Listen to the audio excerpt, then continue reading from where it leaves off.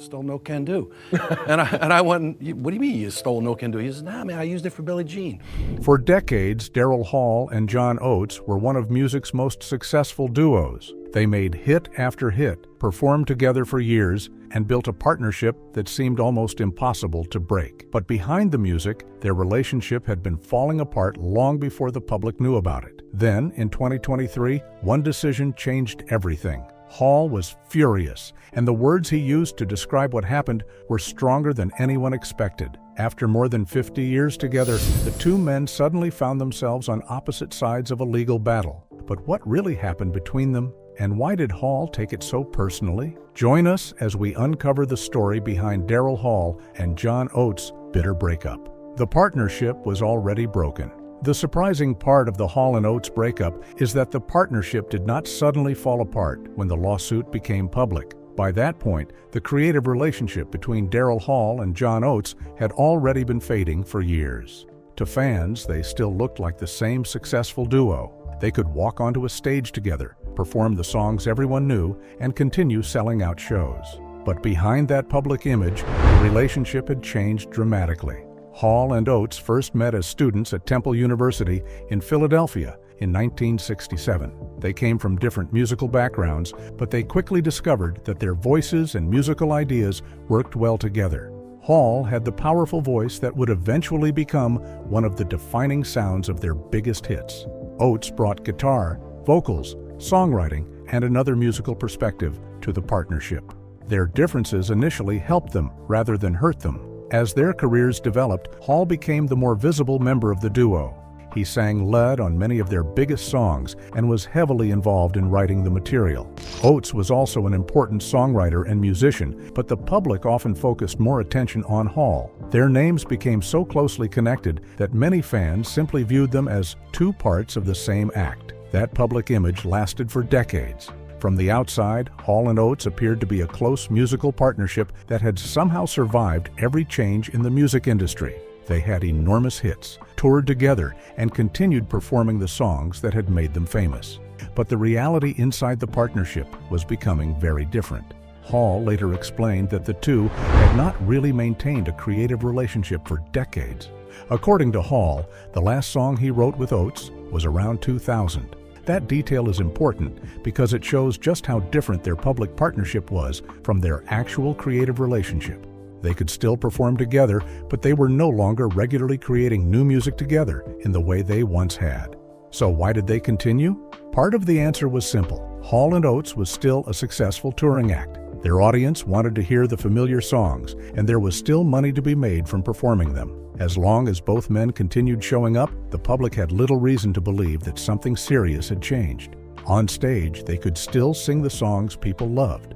The audience could still hear Rich Girl, Kiss on My List, Private Eyes, Man Eater, and I Can't Go For That. To someone watching from the crowd, it could easily seem like nothing had changed, but performing old songs together was not the same thing as being creative partners. Over time, Hall increasingly developed his own projects and identity outside the duo. Oates did the same. Their individual careers became more important, and their interests moved in different directions. Oates also became increasingly open about being an individual artist, rather than simply thinking of himself as one half of a permanent musical unit. That difference mattered. Hall appeared to view Hall and Oates primarily through the creative work they had built together. Oates increasingly emphasized the idea that they were two separate musicians who had worked together successfully. Those two views could exist at the same time for years, but eventually they created a serious problem. The biggest issue was that neither man seemed to have fully addressed how different their expectations had become. They could continue touring, they could continue performing the hits, they could continue appearing together when the business required it. But that did not mean the personal or creative relationship had returned to what it was when they were young musicians in Philadelphia. By the time the legal fight became public, the lawsuit was not the beginning of the fracture. It was the moment when a problem that had existed quietly for years finally became impossible to hide. And the decision that brought all of that tension into public view was about to make their decades-long relationship even more complicated: the unequal partnership. For decades, one question followed Hall and Oates wherever they went. Who was really responsible for the success of the duo? There is no simple answer. Daryl Hall was clearly the more visible member, but John Oates was never just the man standing beside him.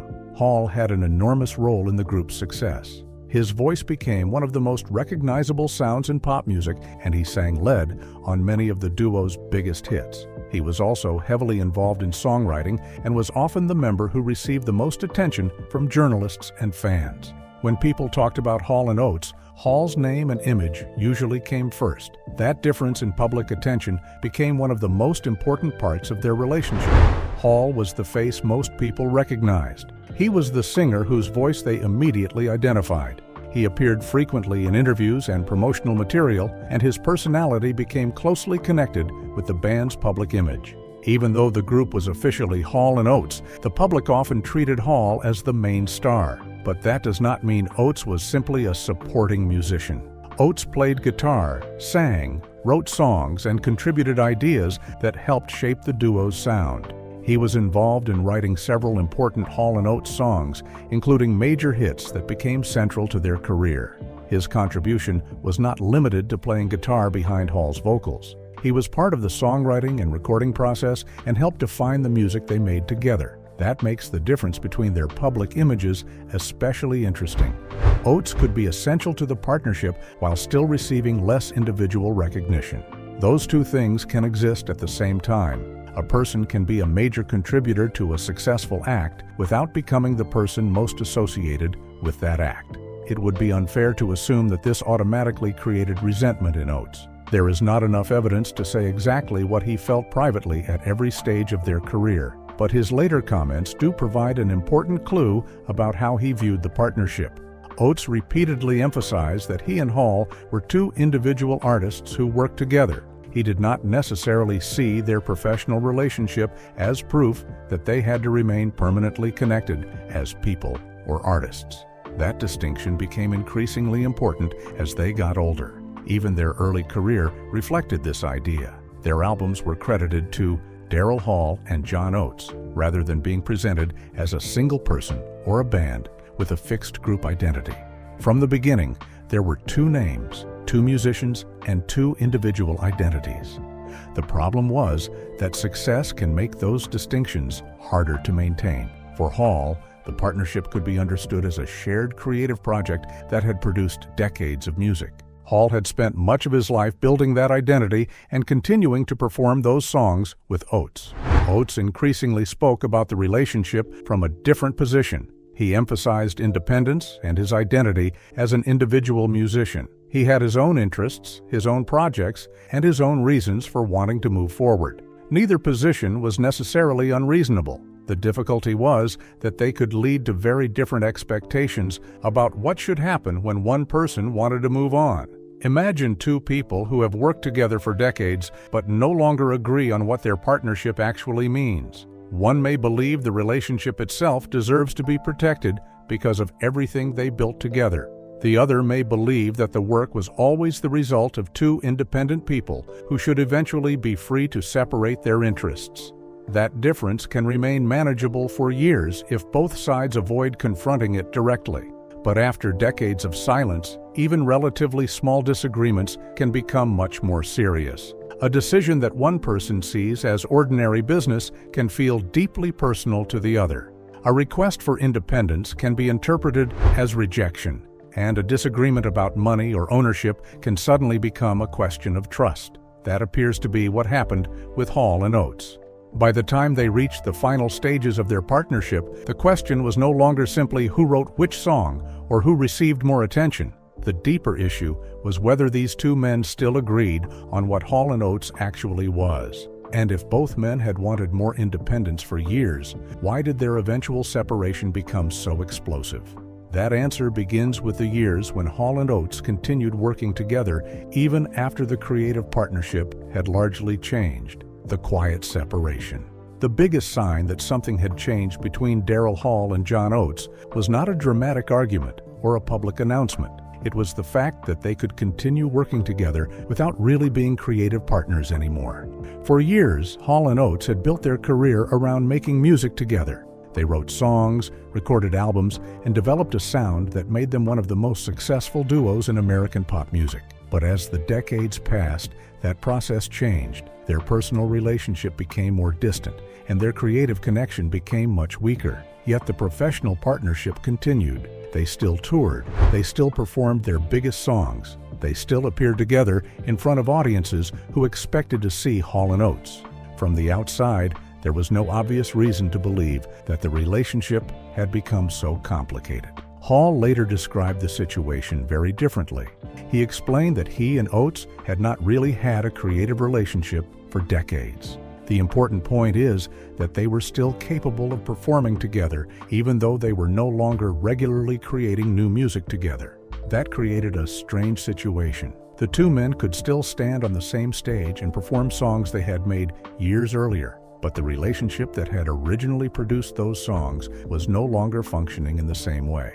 For the audience, however, that distinction was almost impossible to see.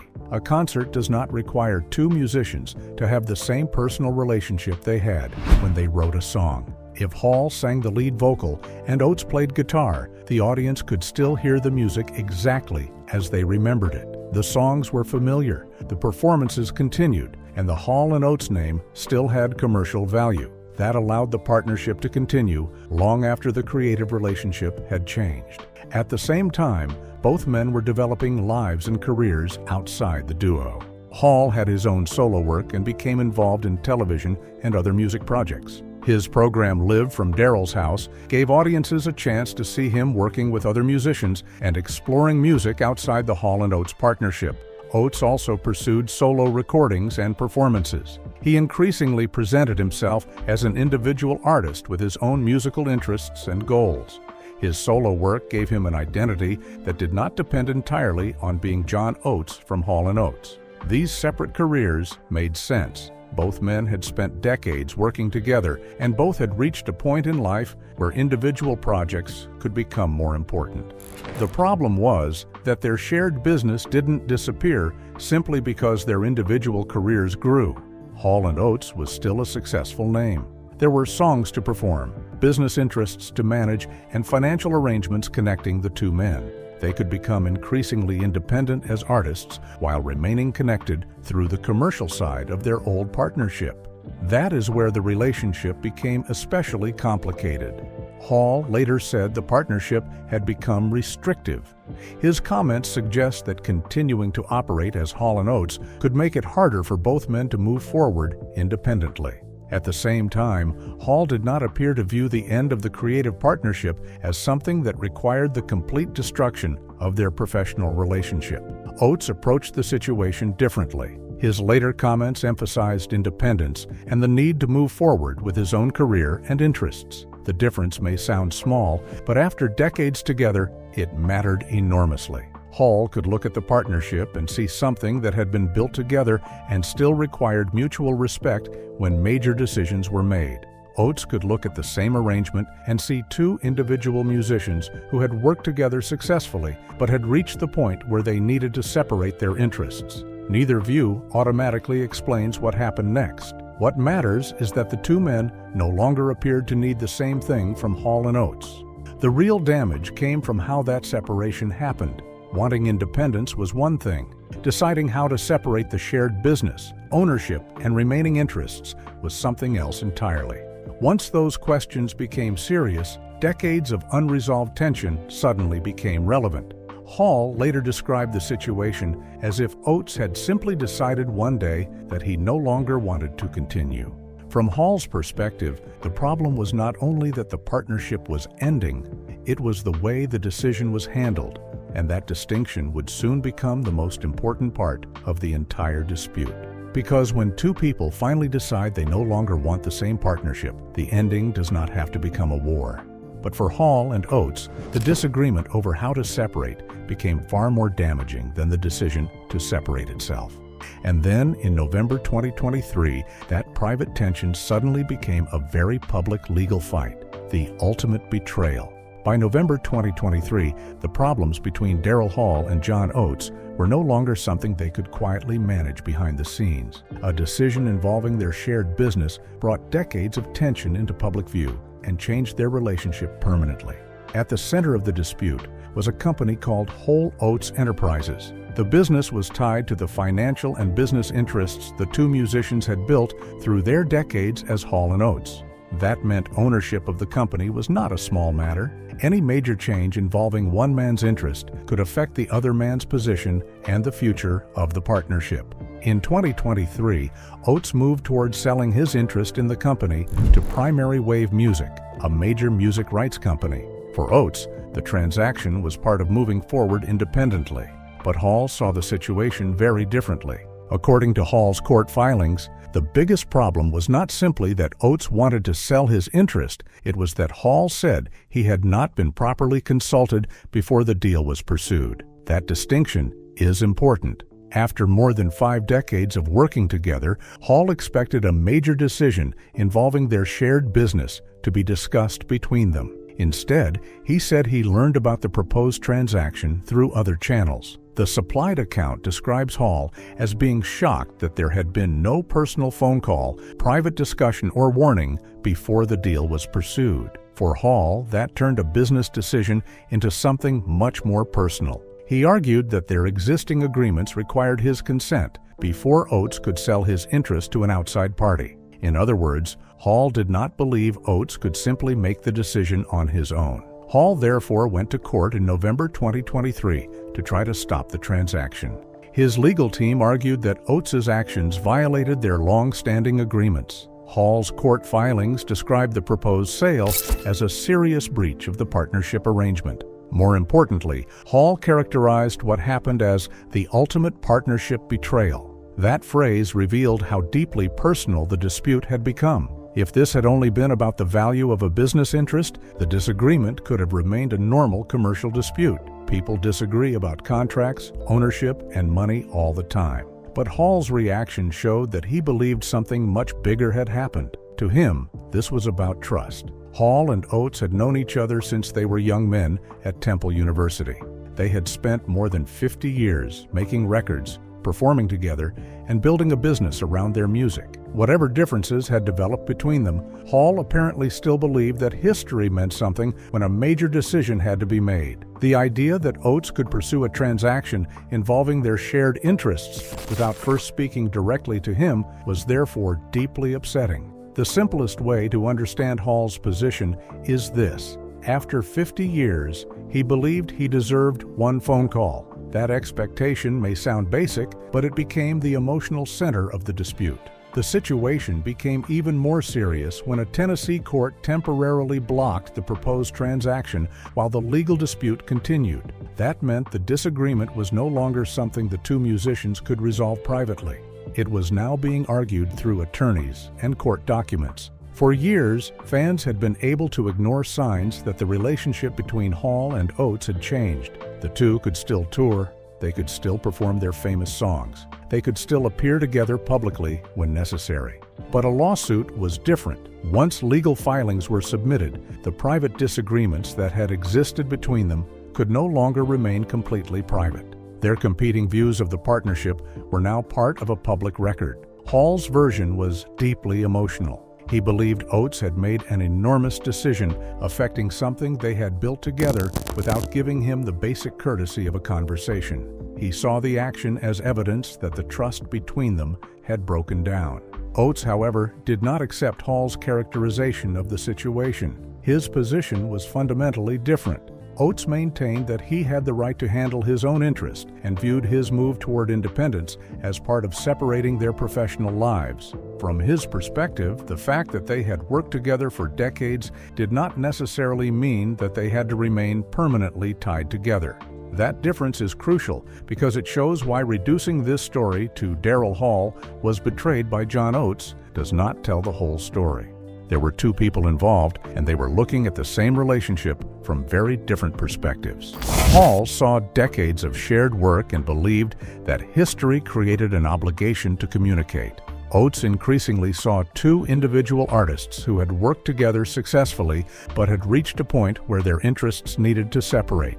Neither side's interpretation can simply be treated as the undisputed truth. What the legal dispute did establish was that their relationship had reached a point where trust was no longer enough to handle major disagreements privately. Contracts, attorneys, and court orders had become necessary. That was what made November 2023 so significant. The proposed sale did not suddenly create every problem between Hall and Oates. Those problems had been developing for years. But the dispute forced those old tensions into the open and gave both men a reason to publicly explain what they believed their partnership had actually been.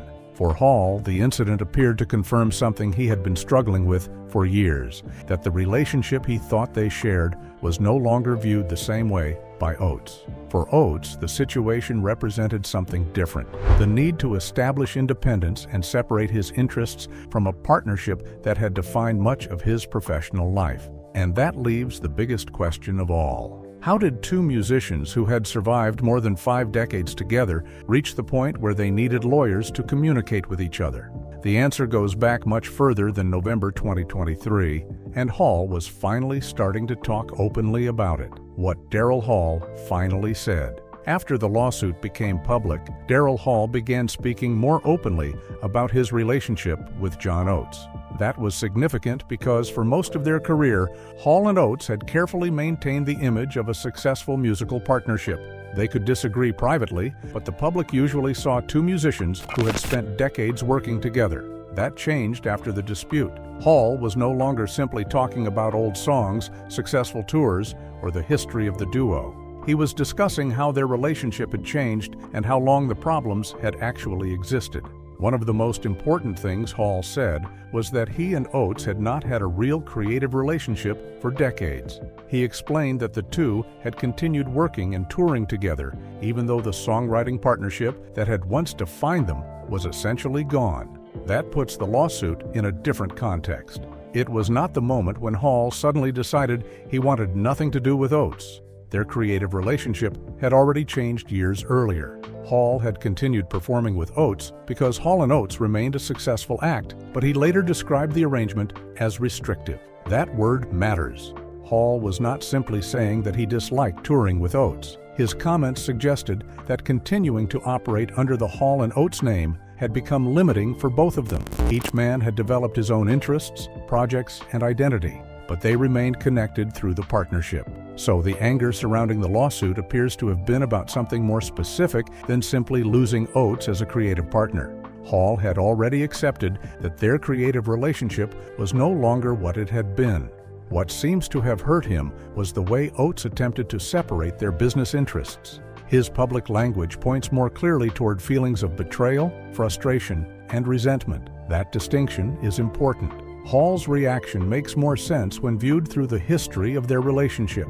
He had spent more than 5 decades connected to Oates professionally. They had started as young musicians, built a successful career together, and spent years presenting themselves as Hall & Oates. Even after their creative relationship had changed, Hall apparently still believed there were certain basic responsibilities between them. The proposed business transaction challenged that belief. Hall's complaint was not simply that Oates wanted independence. It was that a major decision involving their shared business had been pursued without the kind of direct conversation Hall expected from someone he had known and worked with for most of his adult life. That helps explain why his reaction appeared so strong. From Hall's point of view, the issue was not just a contract, it was what the decision seemed to say about their relationship. If Oates could make such a major decision without first speaking to him, what did that mean about the partnership they had spent decades building? That question appears to have been more painful than the business disagreement itself. Hall had also spent years building an identity outside the duo. His solo work and television projects showed that he did not need Hall & Oates to remain creatively active. He could make music, perform, and work with other artists without Oates. So it would be too simple to say that Hall was furious because he could not continue without John Oates. He clearly could. The more complicated possibility is that Hall was angry because the dispute forced him to confront what he believed Oates thought about their partnership. For years, the two could avoid discussing the deeper problems. They could tour, perform the hits, and move forward with their separate projects. Their differences remained mostly behind closed doors. The lawsuit changed that. Suddenly, Hall had to explain his position publicly. He had to revisit decades of history and explain why the actions of someone he had known since 1967 affected him so deeply. That process may also have brought old frustrations back to the surface. When a relationship ends after years of unresolved problems, the final disagreement can bring attention to everything that came before it. Hall's comments about their lack of creativity together, the restrictions of touring, and the breakdown in trust all suggest that the problems were not new. The lawsuit was simply the event that made them impossible to ignore, and that is the crucial distinction. Hall did not suddenly become angry because Hall and Oates stopped being a creative partnership. By his own account, that had happened years earlier. His anger appears to have been connected much more closely to how the final separation was handled and what he believed that decision revealed about the relationship. The lawsuit was the event. The resentment had been building for years, and John Oates had his own explanation for why the partnership finally reached this point. In the end, Hall and Oates may have created some of their greatest music together, but their relationship ended in a way neither of them probably imagined. What happened between Daryl Hall and John Oates shows just how complicated a partnership can become after more than 50 years. If you enjoyed this story, make sure to like the video, subscribe to the channel, and turn on notifications for more stories about the real lives and hidden conflicts behind music's biggest names.